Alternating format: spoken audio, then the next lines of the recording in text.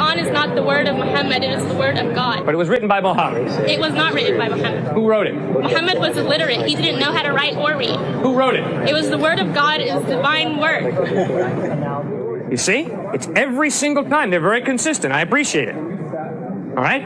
It is the word of God, and they're very passionate about it. I respect your passion. There's no way you can rationally have a conversation with that.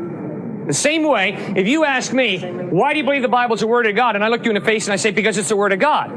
Rational discourse has broken down. My second philosophical problem with Islam is my Muslim friends inform me Matthew, Mark, Luke, and John are inaccurate. They're perverted gospel. In fact, it's been changed, they will say. Right, exactly. So then obviously the next question is, well, where are the unperverted ones?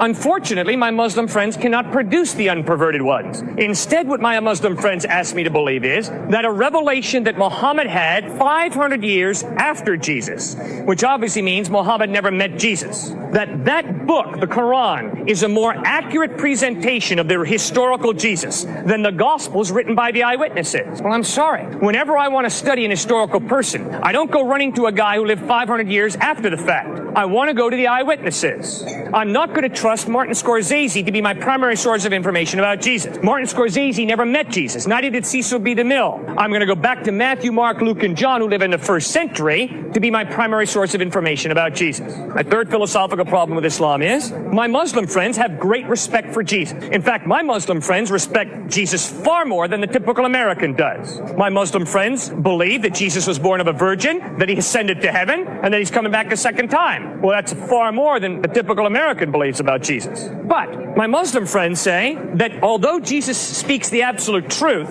Muhammad also speaks absolute truth. And the problem is they contradict each other on certain points. You cannot have A be absolute true and then B be absolute true if A and B contradict each other. Because that does nothing then but to allow for C to come along, claiming C is absolute truth, in spite of the fact that C contradicts both B and A. You cannot have an absolute truth contradicted by another absolute truth. Did Jesus ever claim to be God? Yeah, he sure did. When, John 8:58, Jesus says, before Abraham was born, I am. In John 10:30, Jesus says, I and the Father are one. In John 14:9, Jesus says, he who has seen me has seen the Father. Clearly, Jesus claimed to be God. So he was both human and God at the same time? That's what he claimed. Maybe he was a lunatic, but that's what he claimed. He wasn't a lunatic. He was a prophet. Well, he claimed to be God in human form, which means he's more than a prophet. He's God in human form. But That's what he claimed. God is something that's superior to human form, so it doesn't make sense for God to be human because he wouldn't necessarily be higher than the other. All right, first point is God is not something. The Bible insists that God is someone, a personal being. And it's totally possible for a personal being who's the creator to humble himself and become a human being.